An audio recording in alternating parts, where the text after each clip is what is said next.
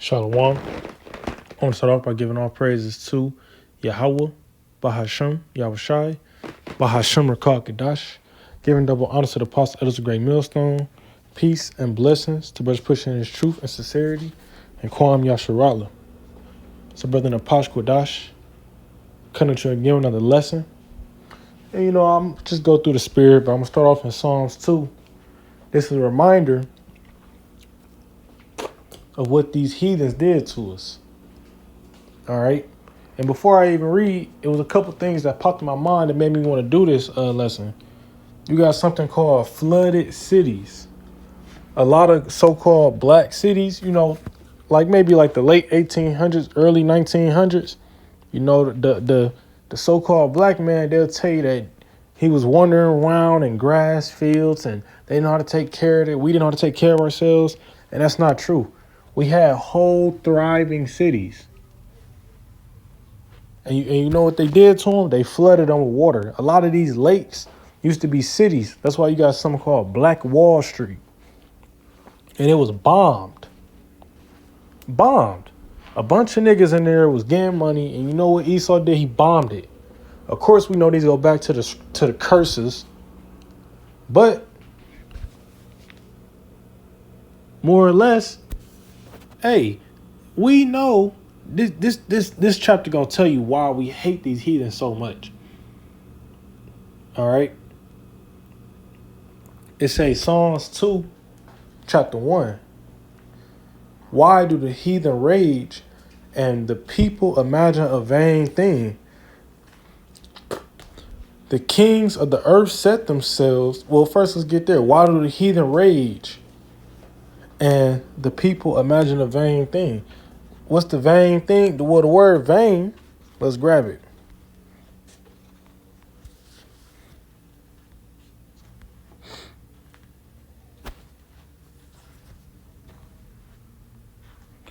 The word vain, it says reek. It says emptiness, vanity, empty, idle, vain. So basically pointless. Emptiness is nothing. It's pointless, right? So you could read it like, why do the heathen rage and the people imagine a pointless thing? Verse 2, it say the kings of the earth set themselves and the rulers take counsel together against the Lord and against his anointed, saying. So you got the kings of the earth. When you look at these summit meetings on YouTube, best believe when the camera go off, they go into the back rooms and they speak on how they're going to destroy us some more, on how they can keep us down so they can stay up. Because that's what the nigga Trump said, matter of fact. Somebody leaked some information. They was having a secret conversation with the president, and I think it was during his first time too. It was the president and some of his advisors or whatever, like higher ranking people in the government. And basically what Trump says is, why we gotta let these people from shit countries come in? That's how they feel. Behind closed doors, yeah, he wanted your vote. Any Mexican that had voting rights, he wanted your vote. But any Mexican that's still in Mexico, you stay your ass there as far as he's concerned. Because you come here, he gonna want to get rid of you. And that's the mindset behind these heathen. They come together just to destroy us. Whether it's keeping some of us here to make us be slave workers, your Starbucks cashier, your McDonald's cashier, the floor sweeper. They keep some of us here to be slaves. And then the rest of us, they'll take over their country with foreign puppets, with leaders, the puppets and leadership. That's why you got all them South American countries. A lot of their leaders is puppet for Americas. So they got this master plan that they think they got to destroy us, which they've always did this. Alexander the Great, I think it's Alexander the Greek, he said, let us all be one people in First Maccabees. That was his master plan. We just going to absorb the Israelites and get our birthright back.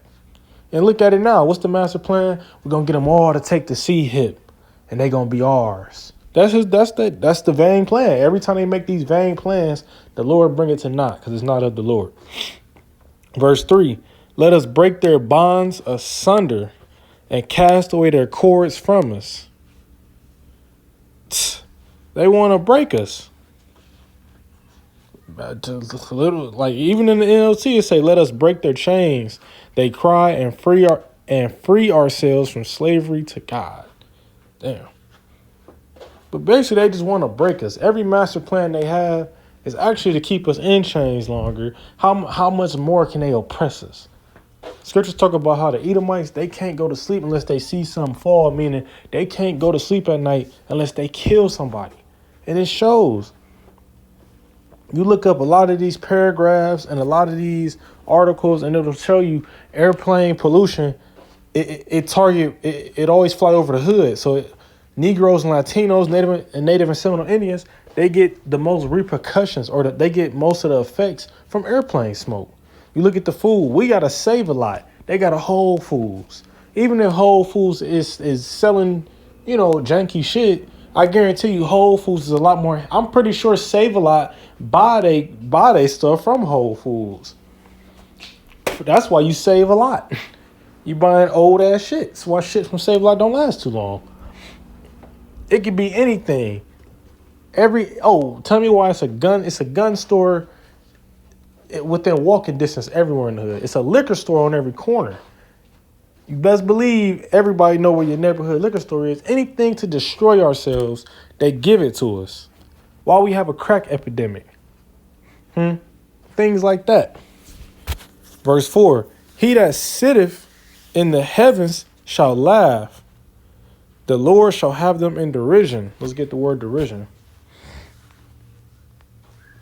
It says to mock, deride, ridicule, to mock, have in derision, to stamper, to mock. The Lord mocking them. That's why he laughing at them.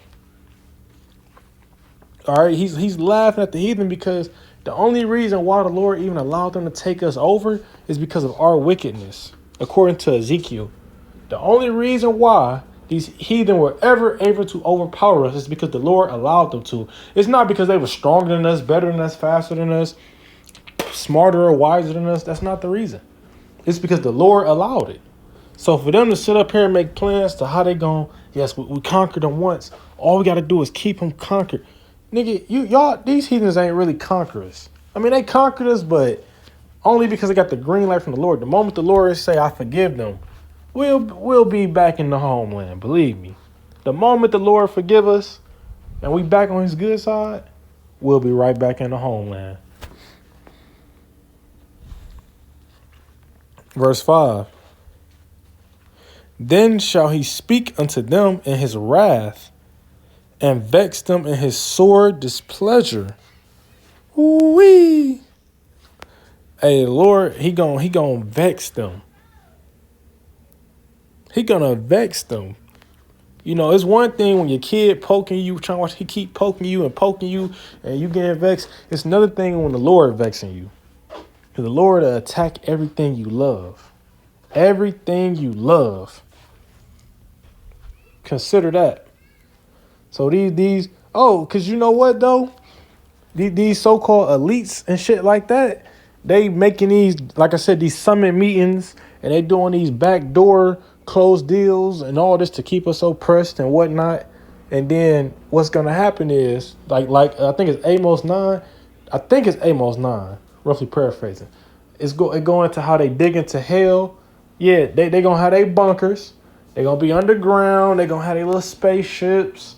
Wherever they want to be at, other than America, they gonna be the first slaves. So guess what? Those same motherfuckers that was ruling the world, they're gonna be the soon-to-be slaves. They think they're gonna come out their bunkers and rebuild. They gonna rebuild the nation, the kingdom. That's what they gonna do. They gonna rebuild, just not their world. They gonna build our world. Verse 6. Yet have I set my king upon my holy hill of Zion. Hey, so the Lord got a chosen king, which is Yahweh Shah. That's why Revelation said he's the King of Kings and he wore many crowns. Right? So it's already a chosen ruler for this earth. And it ain't Bill Gates. It ain't Donald Trump. It ain't the nigga from Ukraine. It ain't Vladimir Putin. It ain't none of them. Ain't none of them Israelites. The Lord got a chosen ruler who gonna put this world back in peace. All right, but this was just a quick hit, just quick edification. Psalm chapter 2, verses 1 through 6. All right, but hey, I hope this was edifying. I want to give all praises to Yahweh, Bahashem, Yahweh Shai, Bahashem Kadash. Giving double honor to the Apostle Elders Great Millstone. Peace and blessings. The brothers pushing this truth and sincerity and Kwam Yasharala.